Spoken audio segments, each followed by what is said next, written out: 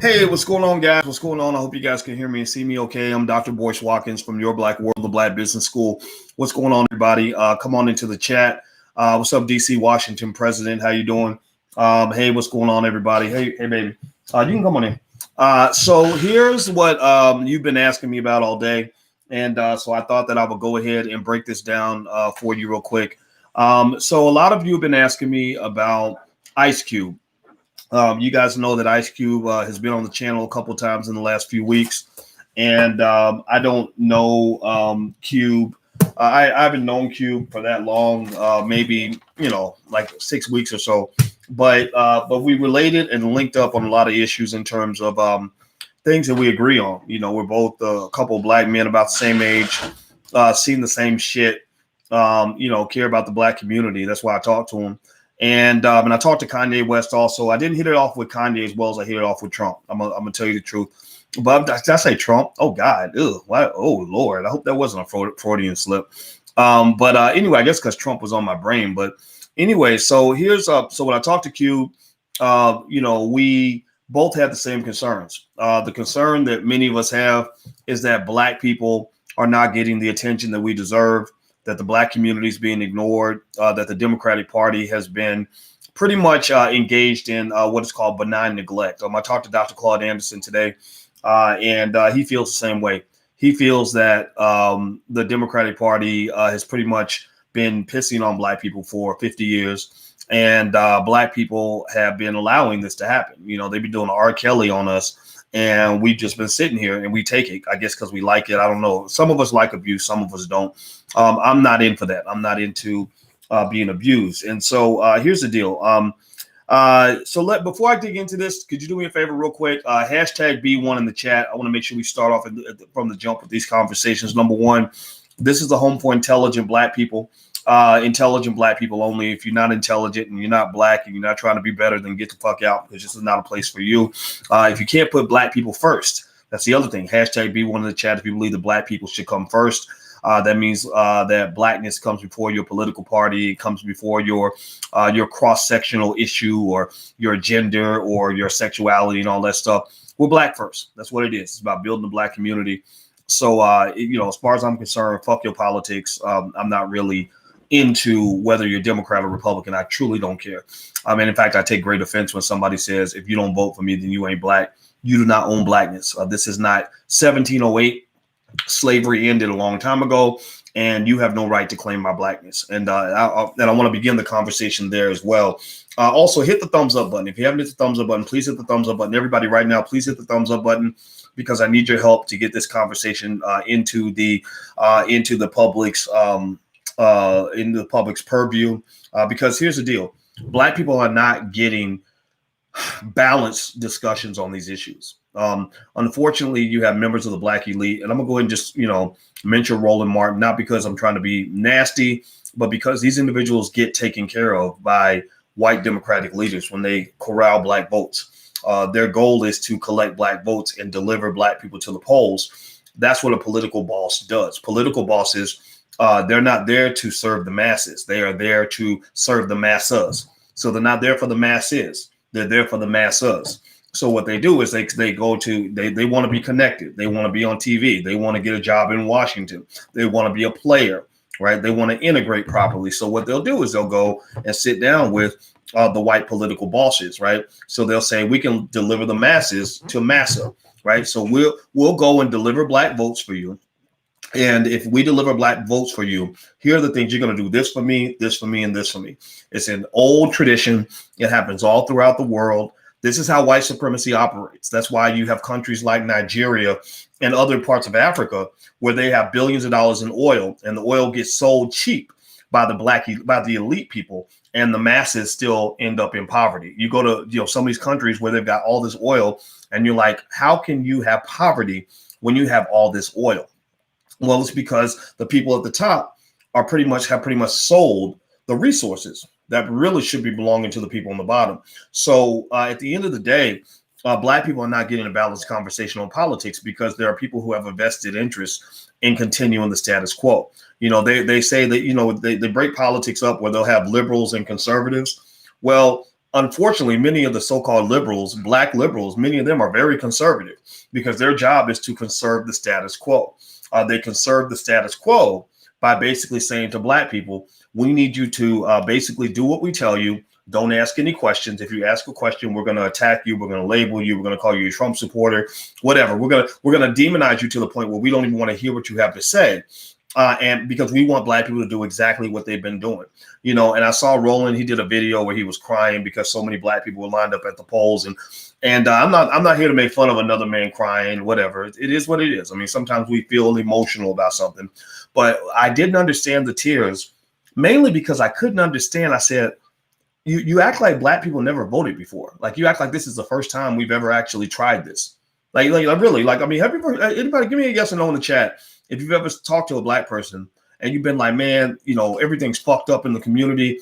The schools suck. The kids are getting shot in the street. Black people's economics, their wealth is going backward. We're all dealing with all kinds of chaos. My uncle, my daddy, and my cousin are still in prison, been locked up for 20 years. And then they say something like, well, that's why we all need to vote. That's why we all need to show up to the polls. Now, I'm not here to say that there's anything wrong with that, right? And in fact, if you want to know my official position, I had a conversation with my daughter tonight. Well, she's my goddaughter, but she's like my daughter. You know how we do as black people. If we decide you family, then you're going to be family. So she's my family. And she's been my little girl since she was 10. Now she's 30. She's pregnant. And she's very smart. She graduated from an Ivy League school, and we were talking and we debate and we have differences in opinion, but we learn from each other. And one of the things I told her is I said, I used to say that I wasn't going to vote at all. I said, but you know what? To make things easier for people, so I don't shock their system too much. What my new position is, I'm going to vote. I'm going to show up and I'm going to vote. I'm going to vote in all my local elections. And then when it gets to the presidency, I will either write in my candidate or I will pick a third party candidate. And the reason is that I'm too smart to let you trap me into two terrible choices. I'm too smart to let you trap me into picking racist A or racist B. You see, sometimes we think that because something is better than something else, that the thing that's better, like if something's really terrible and something's only kind of terrible, we get tricked into believing that the thing that's only kind of terrible is actually good. So we'll turn to things that are kind of terrible because they've told us that something else is more terrible than the first thing, right? And for black people, that's a matter. I mean, Michelle Obama was talking about things being life or death. Well, this is life or death for black people. You're literally being asked. I mean, so just process this for a minute. This is just open your mind. You ain't got to agree with me, but just hear what I'm saying. You're being asked to choose between a guy like a Donald Trump, who really, he's a narcissist. He's not fit to be president. I mean, let's just be clear. That man got about 1,000 different psychiatric issues that should concern us all. But he ain't done nothing. I can't think of anything he's done to me directly, to be honest with you. But he's not fit to be president. And another guy who spent 47 years not only doing nothing for you. It'd be one thing if he'd done nothing for black people, but he's actually done things to black people. Right? There's a difference between somebody who does nothing for you versus somebody who's deliberately sabotaged your existence. Right? That's what Biden's like, a double whammy, right? It's like, some of y'all, when you start a business, you might have a relative who don't even help you and you're pissed about the relative who don't help you. But imagine if you had a relative who not only didn't help you, but stole money from you, and was lying on you and sabotaging you and, all this other stuff. Biden is kind of like that. I mean, when you go back and you look at his track record and all the terrible things he said about black people, I'm talking about, I don't want my kids going to school in a racial jungle and, these super predators, we need to get rid. There's 100,000 of them. We need to take them out of society. These kids born to single mothers, we need to take them out of society. I said, God damn, like you really sounding like Hitler right now. Like Hitler used to talk like that. If you go watch, seriously, go study how Hitler talked to the German people about the Jewish community. He didn't talk about like, he didn't talk like some of the rednecks might talk. Rednecks might be like, we're going to go get us a couple of niggers and we're going to go and string them up, right? Right. That's bad enough. That's pretty terrible. But no, they were talking about systematic, like industrial strength extermination of an entire group of people, almost like you're roaches, almost like if you have a roach problem and you want to put a roach bomb in your house and kill thousands of roaches at once. Like they wanted to use the industrial might of the United States government to exterminate as many of you as possible. Like that's like Margaret Sanger times 1,000, right? Margaret Sanger, originally used abortion through Planned Parenthood. This is all documented. This is not me being radical. This is all, you can go look this up.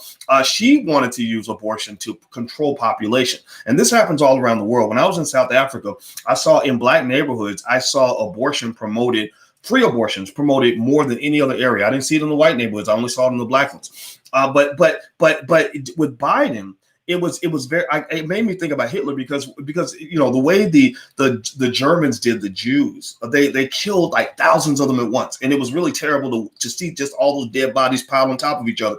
Well, Biden kind of had the same idea.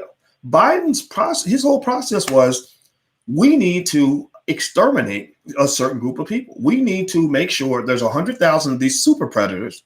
We need to eliminate them from society, right? And he said, it wasn't just a typical quiet white supremacist. He was the loudest one in the group. Like if he's a member of the Klan, he would have been the Grand Wizard. So as the Grand Wizard of the biggest white supremacist organization in history, which is the United States government, he was literally going out of his way to say, I don't care if you grew up in an impoverished background. I don't care if you had a hard time. These people need to be removed from society. So he dehumanized us by labeling us as super predators. That's how you exterminate a group of people. You dehumanize them, you label them, right? Like in World War II, they labeled the Jews in a certain way.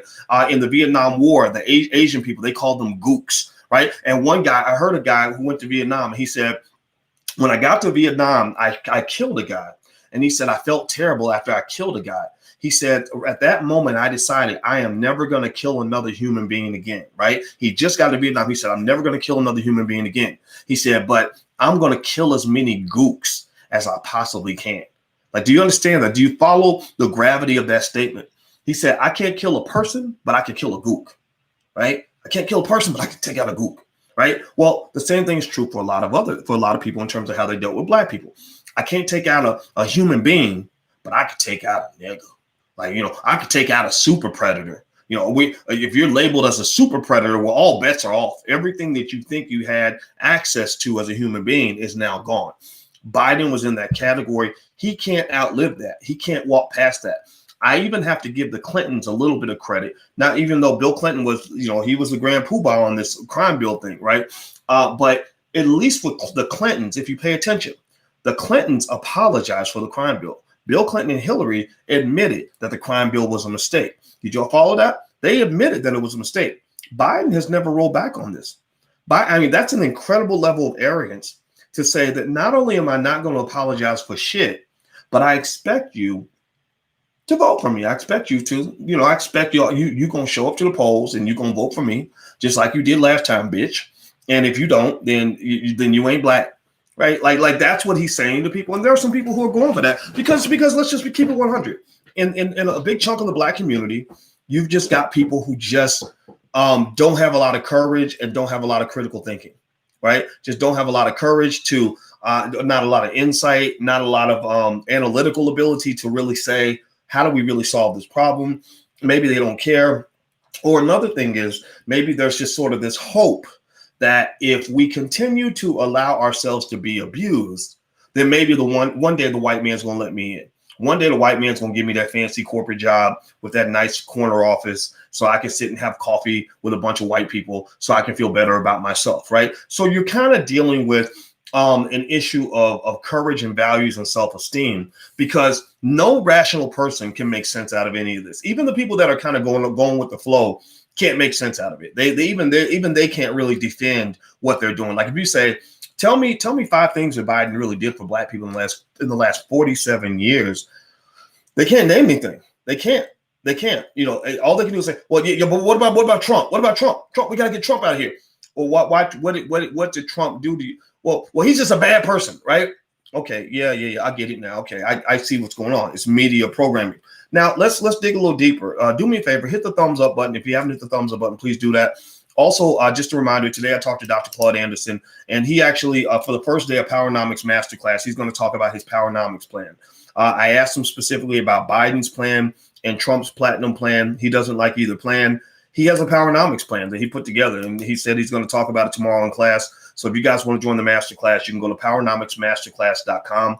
That's powernomicsmasterclass.com. Use the code word podcast. You can get 30% off. That's powernomicsmasterclass.com. The code word is podcast. Enrollment shuts down tomorrow. So after tomorrow, you won't be able to get it. So feel free to go to powernomicsmasterclass.com. A couple of things I want to point out here.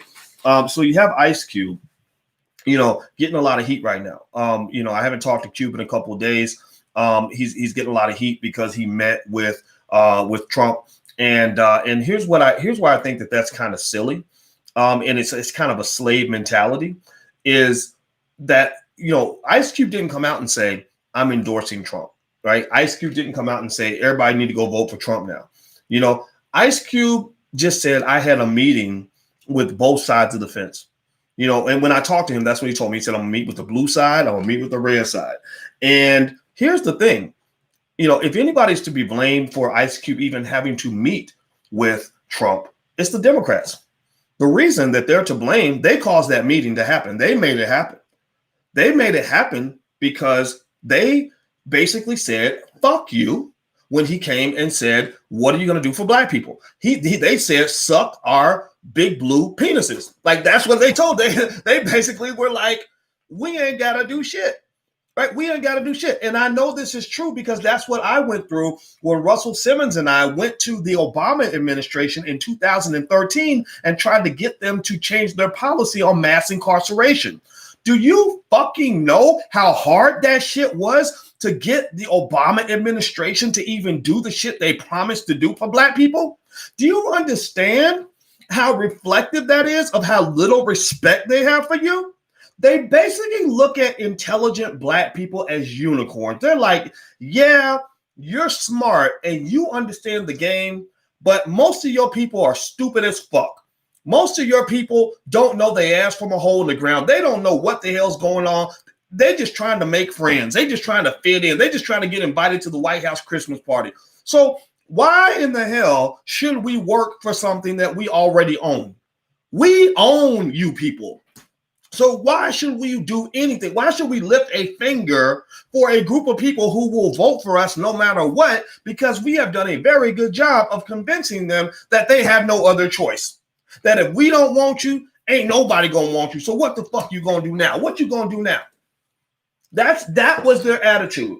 That was their attitude. I kid you not. I'm not here to lie to you. I'll put it on a stack of Bibles, man.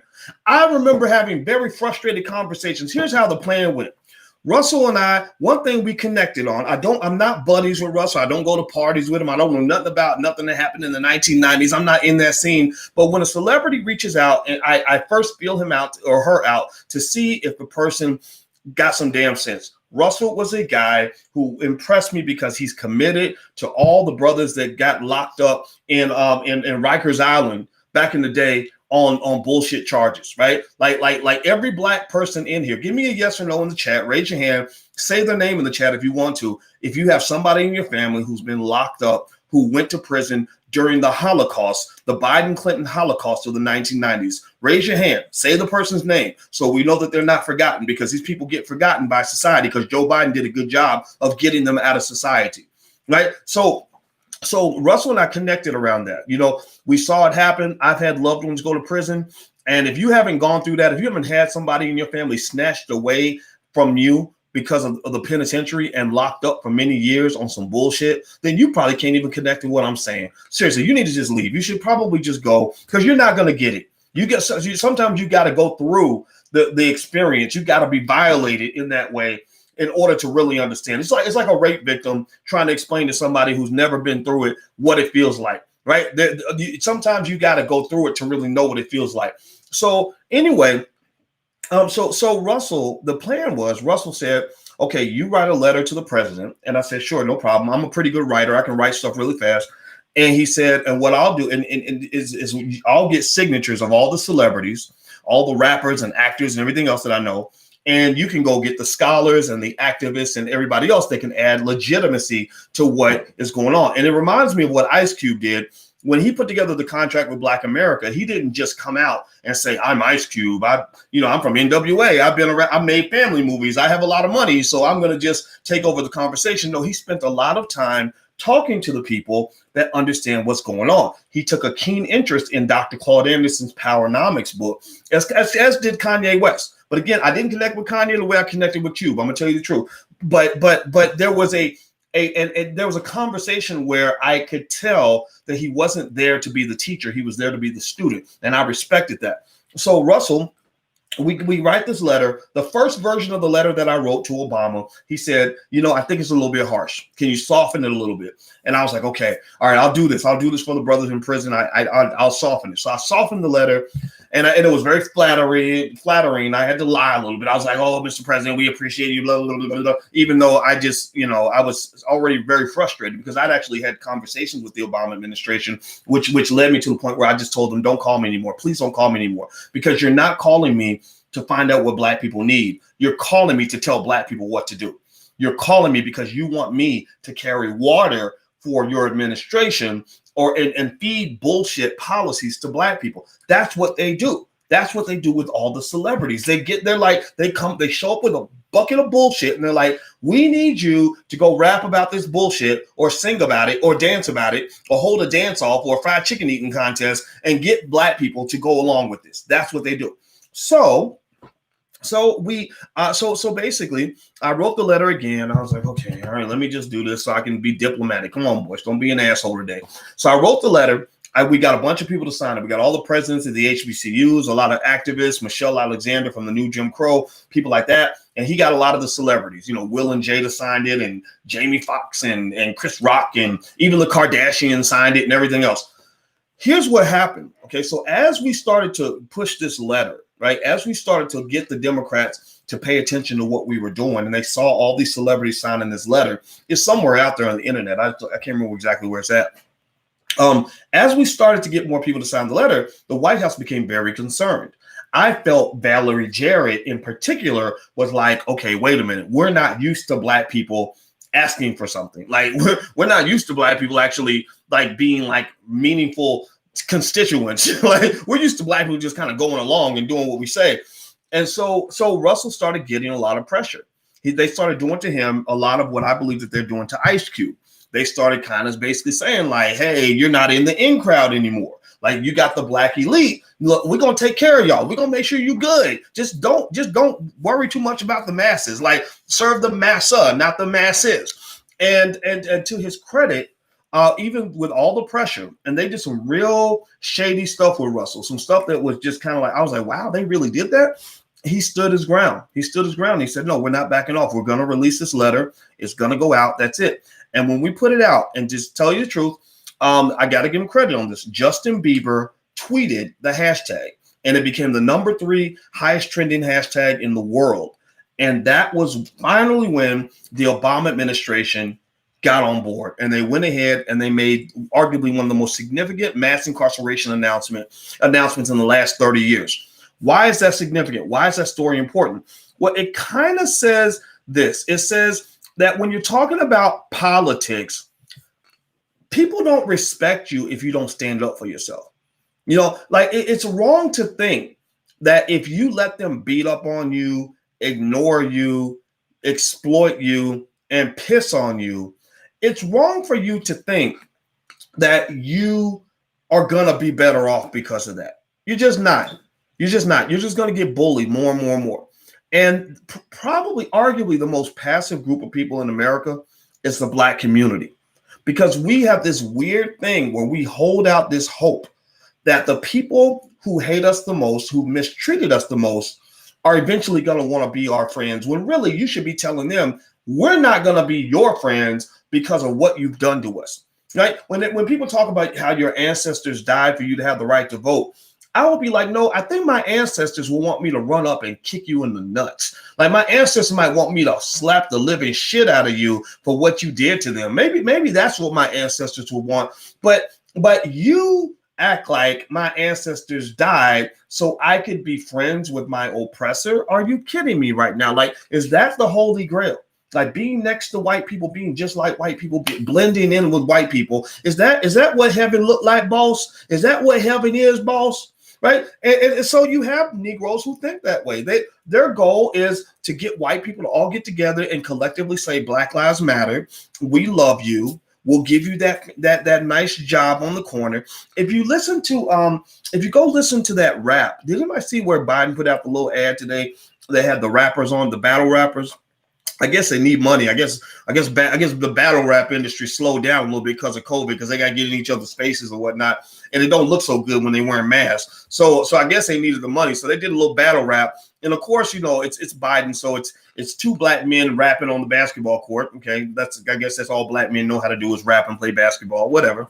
And they're rapping about how great the Biden plan is. And then one guy saying, well, I'm not going to vote because blah, blah, blah, blah. And the other guy's like, no, this is why you need to vote, because Biden got a plan for black people. Biden got a plan. And the one thing you'll notice in that is, number one, they don't really rap about black people owning businesses. They rap about black people getting jobs, right? They don't rap about black people actually running schools. They rap about white people building better schools to house black people. Like, you are their cattle. We are their, like, almost like a flock of sheep or pigs or chickens, right? We are their property. We are viewed as their property. So the reason that they're so mad at Ice Cube for having a meeting with Trump, he didn't align with Trump. He just had a meeting. He said, I'm going to meet with both sides. I'm not committed to anybody. They're mad at him because they're saying, God damn it, this Negro is our property. And why in the hell is our property? You belong to me. Why are you over there talking to Trump? You ain't supposed to be talking to them. Like a jealous, insecure boyfriend who knows he ain't been doing right.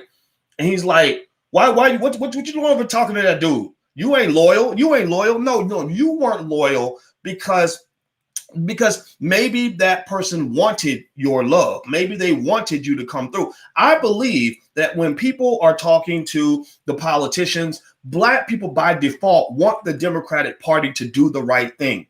And Lord knows we give them every opportunity to do so. Lord knows that we've shown up for them in every election since the civil rights movement and before that, right? Lord knows that we give them 50,000 chances to fuck us sideways, and we still keep coming back for more. We have done everything in terms of bending over backwards, saying all we need you to do is do what you said you're going to do and make things right in a country where you claim to chase the same dream that we chase.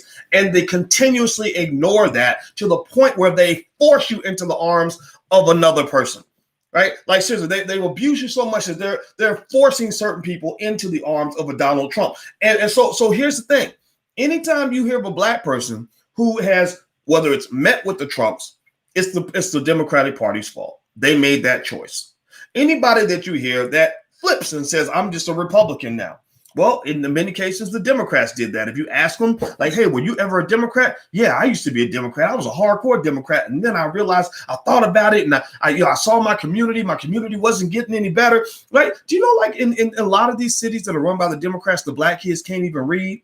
Why the fuck do you want that for your people? Why do you want your children to be the least educated kids on the planet? Don't you think that should be like martial law? Like, that's a state of emergency. They are destroying your entire next generation. I'm not trying to tell you to go be a Republican. I told you what I'm voting for. I'm voting for Mickey Mouse. I'm gonna write on the ballot when it comes to the president's part. I'm gonna write in, I vote for black people, or that's what I'm gonna write in. Or, I'm not voting for Trump. I'm not voting for Biden. And when I hear people say you're a Trump supporter because you ain't down with Biden, that instantly makes me say, what kind of slave are you? What kind of slave are you to even think that Biden owns your vote? I mean, Biden of all people. It's not even like you're talking about a good white man. Like, you're not talking about, like, Father Michael Flager. Father Michael Flager is out of Chicago. If you don't know him, he's ride or die for black people. He's a really, as far as good white folks go, Father Flager passes the test. He's a good dude. He's really, I mean, this dude will go to jail to protect black people. I've seen it. This man is amazing. But he's not in that category. Joe Biden, like, the Proud Boys, you talk about the racist groups, the KKK. David Duke ain't got shit on Joe Biden. Joe Biden has said and done things that will make David Duke very, very proud. So I just kind of find it really hilarious that you have some black people that are so deeply invested in going to war for a racist. Like, are you really that much of a white supremacist that you literally, what would this man have to do to you I'm asking the coons here. I'm asking the empty-minded Negroes now. What would he have to do to you to make you say, I don't think I want to do this? Are you that crazy? Are you that crazy? I don't know. I don't know how to help you. Do me a favor, hit the thumbs up button. If you haven't hit the thumbs up button, please do that. And also, I want to remind you guys, if you believe in being all black, the All Black National Convention, you guys have asked me about that. It's going to happen the weekend of the 23rd. It's going to be a full weekend of about 7 different panels and training sessions on business and everything else. We're going to talk about not just politics, but relationships and everything, all kinds of stuff. Tariq Nasheed is going to join us. Vicky Dill is going to be there. George Frazier is going to be there. A whole lot of great people. So if you like to go to the convention, it's going to be digital. We're going to do it online to keep you safe.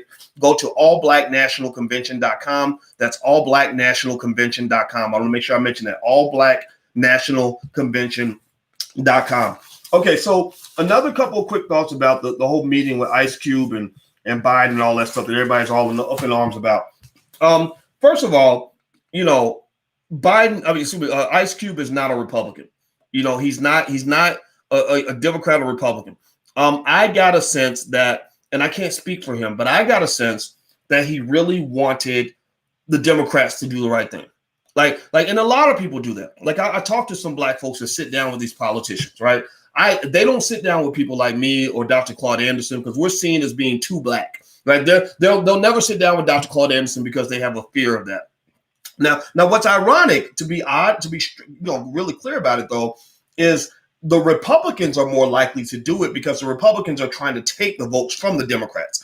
The Democrats don't want to sit down with the Dr. Claude Anderson because they're like, we have all the sheep-minded Negroes. Like we got all the folks that feel like they should just vote just because we know they're not going to vote Republican. They're going to vote for us, so we don't have to do anything, right? So the Republicans are kind of in this position where they're like, okay, what can we do to try to win over some people in the black community? So that's why they're working. They're not working because they like black people in particular. I think they're working because they're trying to figure out how to get those votes. If the Democrats were in the same position, I believe they would work too. But they're in a position where they feel like, look, we're the incumbent.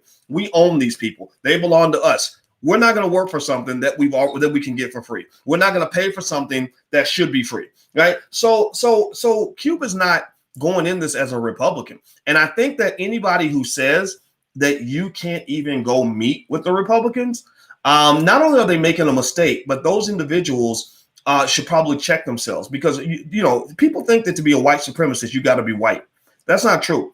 The overwhelming majority or a large percentage of white supremacists are black people. A lot of white supremacists are black people. So any black person who says, Negro, why are you even talking to them is a person that's basically saying you're only allowed to talk to them, right? Like if he announced, I met with the Biden campaign today, people will be cheering for that. They'd be clapping. They'd be like, oh, that's so great. That's wonderful. What did you accomplish? Right. And he did that. He met with the Biden campaign. But then when he goes and talks to the other side, they're like, nigga, what are you doing? What? Bring your ass back, boy. You supposed to stay over here, boy. You just mess up Biden's property, nigga. Right? Just like the overseer on the plantation. Like sometimes the overseer was meaner to the slave than the slave master. Let's just go watch Django. Samuel L. Jackson's character hated Django more than the master did. Right. So that's kind of what you have. You have overseers that pretty much tell you what you are and are not allowed to do. Think about this, too. It even translates into economics. Think about this. How many of you, raise your hand, give me a yes or no in the chat. Give me a yes or no in the chat. Has anybody ever seen it where in your family, like if you say you got a new job working for white people, they cheer you on. They want to have a party and shit like it's the greatest thing in the world. But if you tell them you starting your own business and you're going to be independent, they start to feel sorry for you and they start telling you all the reasons why it ain't gonna work and why it's crazy and why you gonna fail. Like really, like well, you were safe when you was with Massa. When you was with Massa, boy, I thought I knew you was gonna be all right. But now you out here trying to do something on your own. Nigga, black people can't do nothing on our own. Like, no, what's wrong with you, boy? What's wrong with you, boy? Like seriously, you've got black people who are deeply invested in white supremacy. That's it. That's it. They are deeply, they are deep. Like white is not only right, but white is wonderful for them. It's wonderful in the sense like they want their kids to go to the best white schools. They want to go work for the big white companies. They want to go to the big white universities, even though they stuck in debt. Now remember, a lot of these members of the black elite, remember, you gotta have a heart for them. A lot of them are struggling financially. A lot of them can't survive economically without white people. They can't. They can't.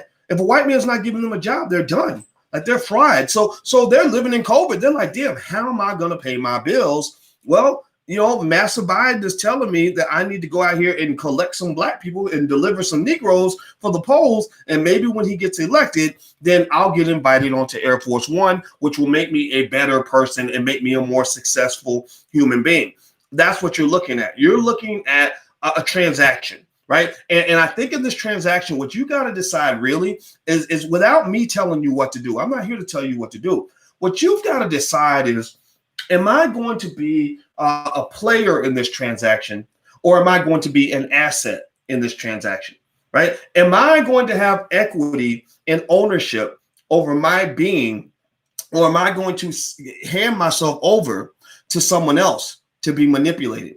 Right. So what does that mean? Well, that means that if you just go vote for somebody because somebody told you to do it, and then they went and they lied to you and said your ancestors died for you to vote, they don't know your fucking answer. You don't know my great grandmother. Why the hell are you telling me why she died? You don't know shit about why she died. And in fact, actually, if you're going to bring my grandmama's name in this shit, you should be talking about reparations. How are you going to bring my grandma's name up when it conveniences you, when you're getting a vote and you're getting money out of the deal?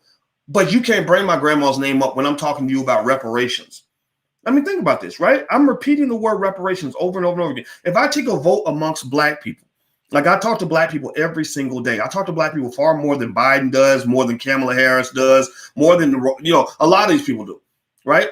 If I was to ask you guys what your top issues are in this election, reparations would clearly, for most 90% of you, it would be in the top three, maybe even number one for a lot of black people. So pay attention, process this. Only smart people gonna get this. The dumbasses, I saw a couple of trolls in the chat. Y'all, you're getting ignored. But if you want to stay in troll, please continue to do that. I don't give a fuck. But here's the deal. So process this, right? So you are using black people to get into the White House. You want to ride the backs of black people like a horse into the White House. And so you need black people and you really feel like black people, that's your group, right? You've told us if you don't vote for me, then you ain't black. Then why is it that when black people tell you what matters to them the most, you are completely, absolutely, 100% tone deaf? I want to ask you, give me a yes or no in the chat. Have you ever heard Kamala Harris or Joe Biden or even Donald Trump? Let's throw Trump in there. I don't care. Have you heard any of these politicians even say the word reparations? How often have you ever heard Kamala Harris, Joe Biden, Mike Pence, or Donald Trump say the word reparations? Give me a yes or no. Have you ever heard them say that word at all anywhere? I haven't. So you're trying to convince me you care about me. I mean, just so you know, this is a note for those of you who are in relationships. If somebody cares about you, they're going to care about what you care about. Like I care about my 10-year-old. So I took the time to learn how to use TikTok because I saw that she cared about TikTok. She loves to do TikTok, right? I care about our 17-year-old. So I took the time to study gaming, and because he likes video games and he likes cars. So I took some time to look into cars, right? If somebody cares about you, they're going to care about what you care about. But if somebody says they care about you and they don't give a fuck about anything that you care about, then that person does not care about you. That person does not care about you. They're not even taking the time to try to understand you or listen to you. It is a one-way conversation. It is a one-way conversation. So when I look at our favorite politicians, this is part of what led me down the pathway of saying, you know what, I'm not into this Democrat Republican crap. I'm whatever, man. They can kiss my black ass. Is when I remember back in 2008, 2009, 2010. Back when people thought I might possibly be mainstream, right? Because I was on the faculty at Syracuse University. So a lot of people thought, and there's a lot of people in the media from Syracuse. So a lot of these producers from CNN and other places will call me because they're like, oh, there's this black Syracuse professor and he's really smart, blah, blah, blah. But they also didn't understand, like, I'm going to tell it like it is and I'm down for black people. That's it. I'm not really trying to fit in. I'm not fitting into no bullshit. I'm not interested in that. So they started to kind of try to pull me into that mainstream space. And a lot of the reason it didn't work was because, so what happened was when Obama got elected, then they're pulling me into this mainstream space because I also have roots in Chicago. I was on WVON a lot. And, the Obamas came out of Chicago. And that's how Roland Martin's career kind of took off, is because he was connected with the Obamas. CNN gave him a job because they wanted to maintain a connection with the Obamas. That's my speculation. That's what I was seeing sort of in my space. And so the Obama administration started calling me. There was a guy who was like the head of African-American media or something. I don't know what the fuck he did, but he will call me and talk to me like once every like month or two. And I thought, oh, this is great. I can really help them. I can help them to, be aware of what Black people care about and what's really going on. I'd be like, yeah, man, here's what I've been seeing and blah, blah, blah. And he wasn't hearing none of that. I literally remember feeling like this dude is not listening to me at all. And he's like, well, what we need you to do is we need you to push the president's initiative on blah, blah, blah, blah, blah. And it would be some shit that has nothing to do with Black people. Like when Obama appointed, you remember Obama, when you talk about a Black woman being on the Supreme Court, in case you don't know, a Black woman has never been on the Supreme Court, right? Never. And so when Dorothy Height died, her last wish with Obama was that a Black woman gets put on Supreme Court. And I'm sure he just said, okay, but he didn't do it. So he appointed this lady named Sonia Sotomayor. Was it Sonia Sotomayor? No, scratch. I'm sorry. Elena Kagan. He appointed Sonia too, but Elena Kagan was his appointee. So they call me and they're like, we need you. And at first I'm thinking like, okay, let's find a Black woman. There's thousands of Black female lawyers. It's time for a Black woman to be on the Supreme Court. Like, if you want my help, I know Black lawyers. I know some people who know lawyers. And they were like, no, he's already picked somebody. He's picked a lady named Elena Kagan. I'm like, okay, who the fuck is that? Like, I don't know. Is she Black? He's like, no. But it turns out Elena was Jewish. She was from Harvard.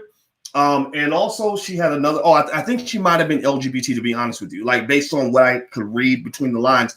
And this lady, I swear to God, this lady at Harvard had a hiring record for Black people that was worse, as bad as it could have been. If she could have been the Grand Wizard of the KKK, and her hiring record couldn't have been worse. Literally in 6 years, she did not hire one single Black person. Not one single African-American, not one. And they're trying to get me to go out and tell Black people that this lady is a good pick. And I'm like, this lady's not a good pick. This lady's a racist. She's a Klansman. Like, did you see her hiring record? She hasn't hired any Black people. And they're like, yeah, but she took the Thurgood Marshall chair at Harvard. She didn't have to take the Thurgood Marshall chair. She could have took a different chair, but she took the Thurgood Marshall chair. I'm like, I don't care about that. If this is just stupid to me. Like, and you want me to go out and lie on your behalf? Like, this is crazy. What it really showed me is that there's something in the water in that space. I don't know if it's maybe that's what happens when you get into high politics. Maybe the billionaires and the corporations are running everything, and Black people are seen as an asset in the accumulation of power, but Black people are not seen as meaningful, relevant human beings who truly deserve to be fully represented at those highest levels. Because I did not get a sense, I did not see much there that said to me that the Obamas or anybody around them was really looking out for Black people. I think that the feeling is, look, we're going to just do whatever Black people need. Black people like flashy shit. They want some shit that's going to make them get excited. They want him, they want him to have a certain type of swag. They like the look of his family. They like, whatever it is. They like how cool he looks in sunglasses. And that's what we're going to market. So we're going to market something, an image to Black people. But when it comes to actually doing the work, we're not going to do any of the work because the work is hard. The work is hard. It's really hard to be really Black in America and to stay that way. Because in a way, you feel like you're playing for the losing team. You're playing for a group of people where, first of all, half the Negro is going to fight against you. Half of them are going to try to take you out because you ain't serving master the way they think you should. But then also, the resources aren't there the way they should be. It's a $13-14 trillion debt that is owed to Black people. Of course, they don't want to talk about reparations. They ain't got the fucking money. They don't have the money. They could have the money if you forced them to have the money. But in a way, getting America to pay the debt that it owes to Black people is like getting a person who's living paycheck to paycheck to pay their student loans. Think about this. Imagine if you are a guy who makes $40,000 a year and you owe $250,000 in student loan debt. Imagine a bill collector trying to get a guy that makes 40 grand a year to start repaying $250,000 in student loans. He's going to do everything in his power to hide from you, right? Like a lot of y'all will. Some of y'all might be doing it now. I'm not even judging. That's okay. I get it, right? But think about this. You make 40 grand a year. They're trying to get $250,000 out of your ass.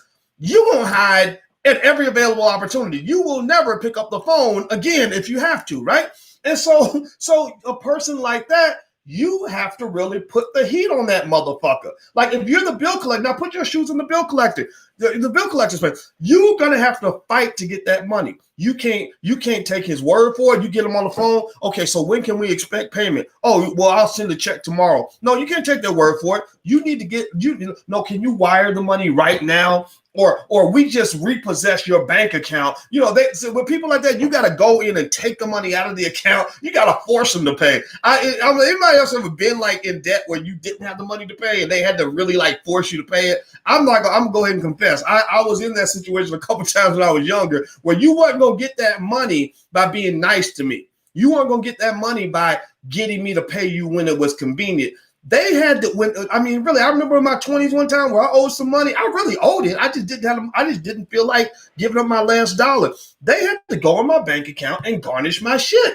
And that's how they got their money. So Black people, in order to get the debt that is owed to us, we're going to have to play hardball. And until you are ready to play hardball, then you're going to get fucked around. You're going to get the runaround because they barely have the money to pay you. They could pay you if they were forced to pay you, but you're not strong enough psychologically to push the issue. You are too busy making friends and not busy enough trying to win games. You cannot win an NBA championship if you're on the court trying to make friends. So for Black people, you got to decide, do you want to win or do you want to fit in? Do you want to succeed or do you want them to like you? Right? Because they'll flatter your ass all day long. The Joe Biden ad had the Black guys rapping in front of a big sign that said Black Lives Matter and all this other stuff. They're like, okay, we're going to massage their booties a little bit and make them feel better about themselves. And that'll get their vote, right? Because they know that stuff works on you. They know that flattery will go a long way because flattery don't cost no money. They ain't got to go to the treasury and do a withdrawal of flattery, right? Flattery is not a stimulus check in your mailbox. Flattery is just a bunch of bullshit words that somebody could just spit out and lie to you and make you feel better because they know that you're lacking self-esteem. And so what they're dealing with is they're dealing with at least two Black Americans, maybe even three or four. They got the Black America that doesn't have the self-esteem yet.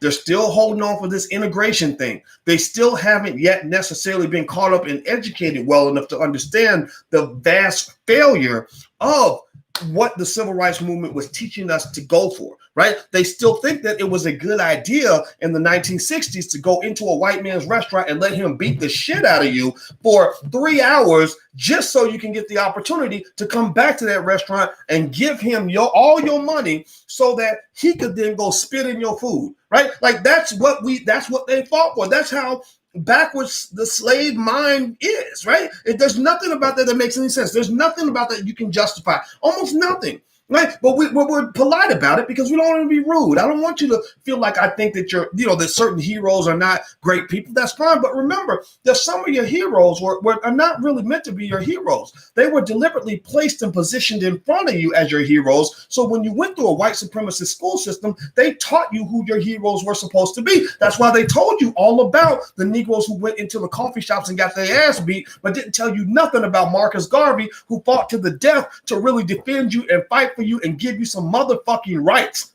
to give you some assets, to give you some ownership, to give you some power and control. They think about this. Why is it they teach you everything imaginable when you go to school? They got you going all around the world learning a bunch of crap that you'll never need for the rest of your life. But with all that stuff that they're teaching you, all that information that's supposedly poured into your head, they ain't got half a day and 20 minutes to even mention Marcus Garvey. Are you kidding me? He's one of the greatest Black men in the history of this earth, and you haven't mentioned him once? You think that's a coincidence? No, that's the plan. That is the plan. We don't need the slaves to want to own anything. We need you to just want to focus on being a better slave. That's how you'll be successful in America. In some cases, just be a good slave, and we'll throw you a couple more crumbs. We'll take care of you.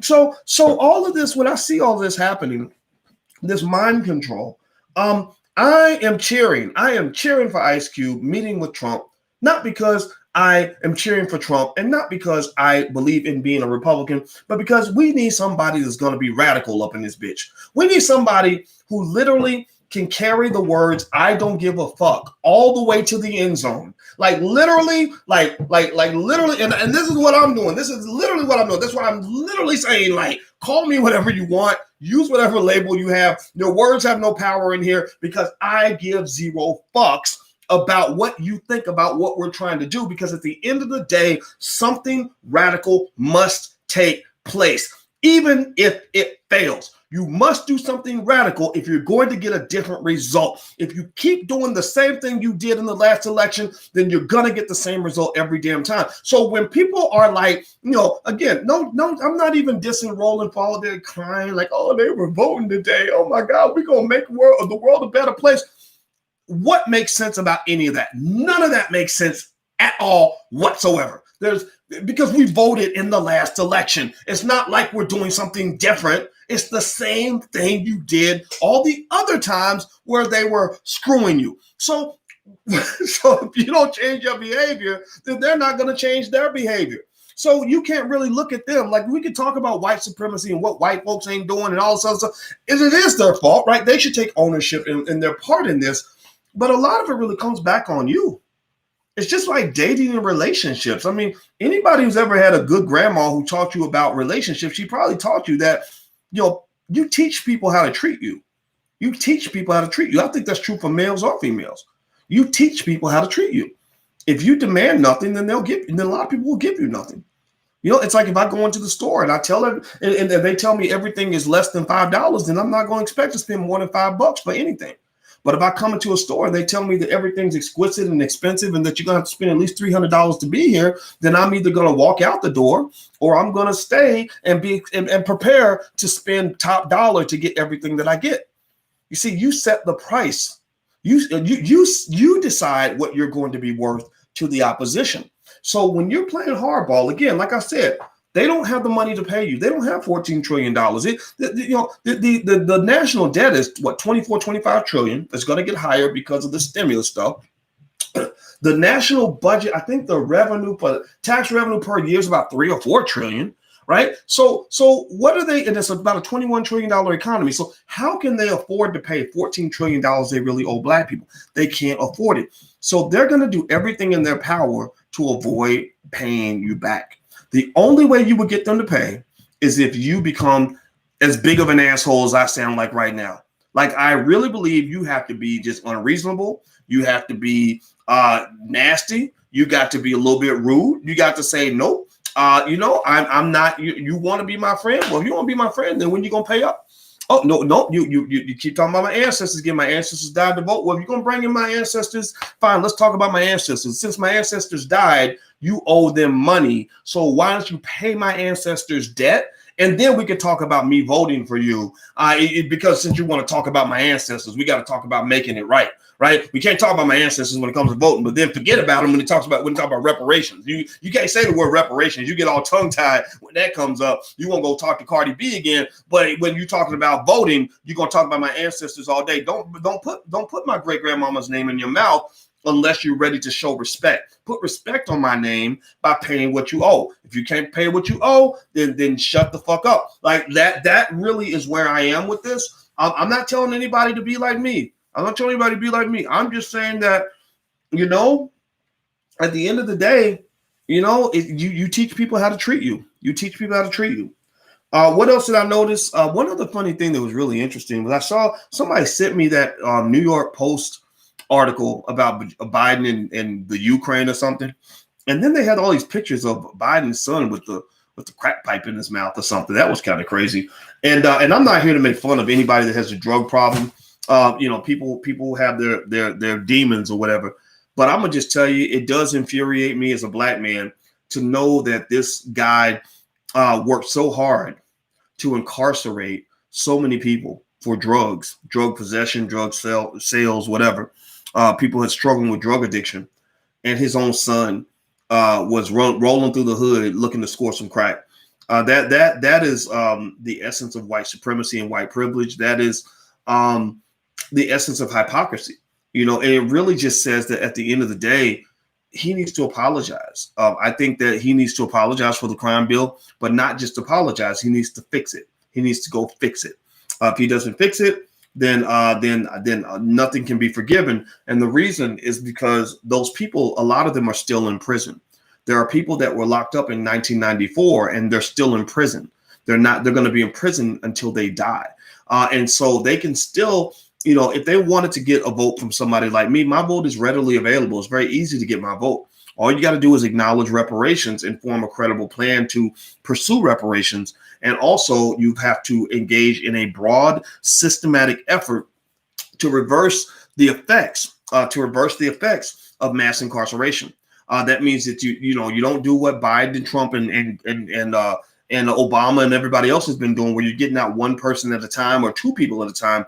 You got to get out. You got to release 10,000 people at a time. Remember when Biden made his crime bill, he wasn't saying let's lock up one or two black people. He said let's get 100,000 of these kids that come from single parent homes, and let's take 100,000 of them out of society. So the same way that you use industrial level ethnic cleansing to get rid of hundreds of thousands of people, well, you got to use the reverse of that. You got to use industrial level regeneration to reverse the effects and release hundreds of thousands of those people. And then you have to go through a process of repairing the communities that you destroyed. I've not seen any of that from the Democrats. That's why they're not getting my vote. I'm not voting Republican because I'm just not comfortable doing that. But you know what? As far as voting, everything's on the table. My big criticism of Trump's platinum plan, because I read both of their plans. I like the platinum plan better. The problem with Trump's platinum plan is that this man's been in office 4 years and he hasn't pursued any of that. Trump is a blowhard. He's full of air. He talks a lot, right? That's why I don't take him that seriously, because he'll say crazy stuff, but then you look at what he actually does. He doesn't do any of this stuff. He just says crazy stuff, and a lot of people don't like that because they think he's rude. But really, my thing on the platinum plan is, you haven't done anything yet, and that's the big credibility issue that you have with me. Now, mind you, if the next 4 years, if they're in the White House and they really make moves on that platinum plan, I'm gonna tell the truth about it. I'm gonna say, you know what? Hey, he put $100, or $50 billion in the hood, right? And I saw this money went to black businesses. It wasn't like that Black Lives Matter money, all those corporate donations to Black Lives Matter, that billions of dollars worth of donations that just disappeared. Like no black people know where that money went, right? It went to Democratic Party campaigns. Like a lot of people collect money on behalf of black people. A lot of people collect money with your name on it. A lot of people take your issues and they monetize black pain. They monetize the suffering of black people, just no different from the way they monetize the suffering of starving children in Africa. These charities make billions of dollars, and that money does not go to the people. It does not go to develop infrastructure in those companies. It does not go to help actually elevate the condition of those countries. It actually makes those countries worse, right? So the same thing is true with black people. And you talk about donations from Black Lives Matter. That money is not our money. Black Lives Matter is not our organization. I want to see the money really hit the streets. I want to see it really hit people in their pockets. I want to see black business owners get what they need. I want to see the community improve. If I don't see the community improve, then I'm not going to believe you. And I think that the Democrats, the problem they have is that they have been fucking lying. Like go to any city, and anybody who doesn't like what I'm saying, you have no proof. You have no proof that this shit is working. Like seriously, you're just mad because people are calling out the obvious. You're just mad because people are like, wait a minute, we're voting for these people and the communities are just falling apart. So the best way to shut people like that up is to show results.